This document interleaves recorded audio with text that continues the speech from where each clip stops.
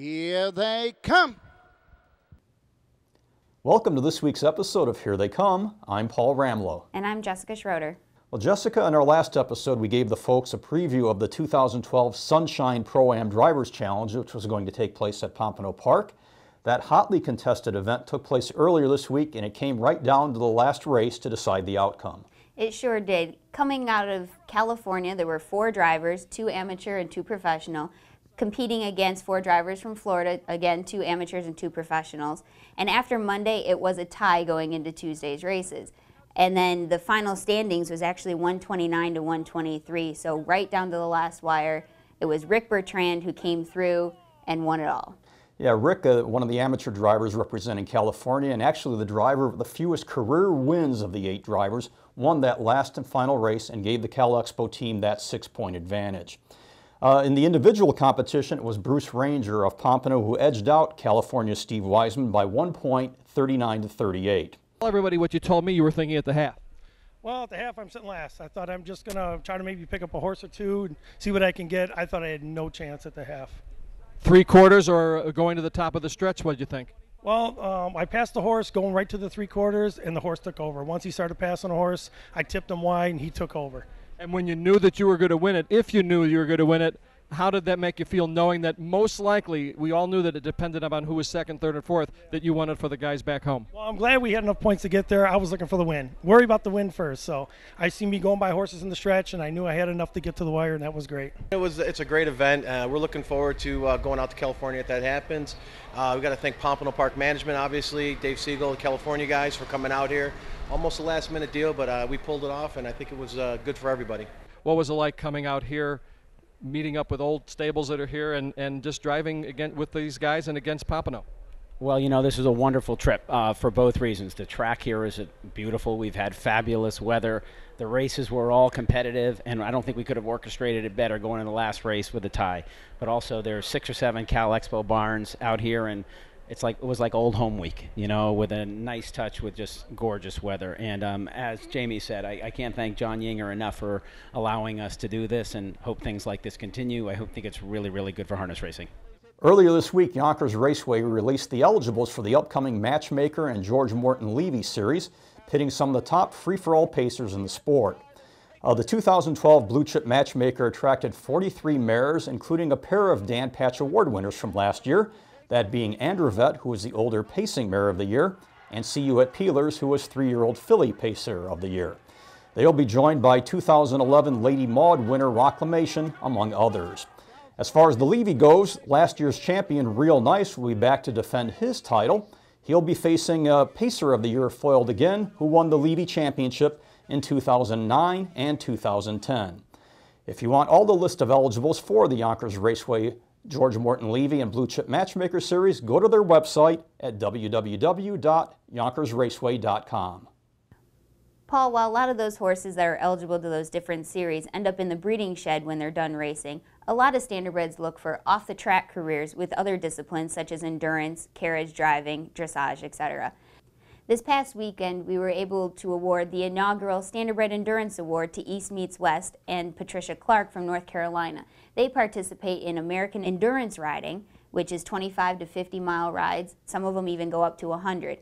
The USTA is working with a lot of different programs, and we're excited to keep expanding those programs. Visit standardbreds.ustrotting.com to learn more information. Also this past Saturday, Heather Moffett and her good friend and horse owner, Susan Ehlers, jumped into a freezing horse pond at Moffett's family farm in Harrington, Delaware. Yeah, Moffett, who is known for her energetic personality on the 2 harness racing television shows she hosts, is also dedicated to raising money for charity. Her goal in undertaking what became known as the Polar Mare Plunge was to raise $5,000 for Wells for Ghana, a group that builds fresh water wells in West Africa and is headed by horseman Kenny Wood. Kenny has built more than 700 wells and has been to Africa 25 times. Heather reports that the fundraising was a huge success, and she received pledges of close to $7,000, even getting a couple after the plunge was held. I was happy to make a pledge myself to this wonderful fundraiser, and my pledge was matched by my good friend Ken Weingartner of Harness Racing Communications. As to the event itself, Heather said that the weather was sunny but breezy on the day of the jump, The outside temperature was 40 degrees and the water was just a wee bit warmer at 41. Heather and Susan prepared themselves the best they could for the plunge, as Heather lathered up in Crisco to shield the cold water and Susan applied sunscreen to her face. A picture of the jump made the front page of the Delaware State News, and a local radio station also came over to cover it. As you can see from the footage, Heather and Susan were a lot braver than I would have been as they jumped in unison into the pond.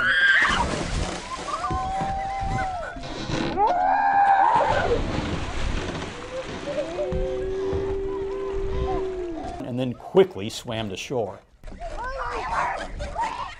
To see a full-length feature on the Polar Mare Plunge, you can go to Heather's website at www.heathermoffettonline.com. Congratulations to Heather and Susan, and on their behalf, thanks to all who made a pledge to this worthy fundraiser. Oh yeah, I'm acting. This is called acting. I'm really warm. Thank you. Oh, you're so welcome. Live video coverage of the U.S. Trotting Association Board of Directors annual meeting will be expanded this year. The board will convene here in Columbus for 2 days of association meetings, beginning this Sunday, March 18th. A web banner on the homepage will link the webcast, which will stream live on ustrotting.com both Sunday and Monday. There will be approximately 2 hours of video offered, with streaming beginning at 12:30 Eastern on Sunday and then resume at approximately 1:30 p.m. Eastern on Monday. Yes, Sunday's session will be highlighted by a discussion on the use of salix, which will result in the USTA developing an official position regarding its use for racehorses. On Monday, we will also be covering the USTA Communications Department annual meeting, as well as the final session of the full Board of Directors. The board in the final session will take their action on the bylaw changes, rule change proposals, and formally adopt the association's 2012 budget. Here's a look at the agenda for the 2012 annual business meeting, and the video that is live streamed on Sunday and Monday will be archived for viewing at a later date. A full video recap of the USTA Board of Directors meeting will be available next week on a special edition of Eye on Harness Racing. The USTA Standardbred Driving School will be held this year in Goshen, New York, May 30th through June 3rd. Here's a quick look at all the different offerings that are available at the driving school. Want to learn more about harness racing and standardbred horses?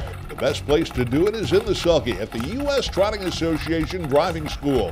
Join us for 5 days in Goshen, New York, home of the Harness Racing Hall of Fame, from May 30th to June 3rd.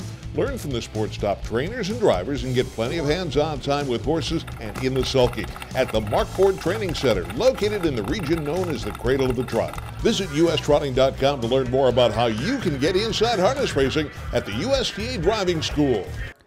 And it was recently announced that Bruce Saunders, trainer of 2010 Horse of the Year Rock and Roll Heaven, will be the keynote speaker when the 2012 class of the USTA Standardbred Driving School convenes for the first time in Goshen, New York.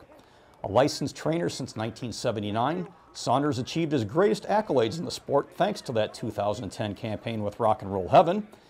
He also that year received numerous personal accolades, including Grand Circuit Trainer of the Year and the W.R. Houghton Good Guy Award from the United States Harness Riders Association. Enrollment is still open for the 2012 USTA Driving School, so just go to the USTA homepage and enroll online. Well, that wraps up this week's episode of Here They Come. We'd like to thank Gigi Diaz, Heather Moffett, and our producer Rich Johnston. I'm Paul Ramlow. And I'm Jessica Schroeder. Join us again next time for another episode of Here They Come.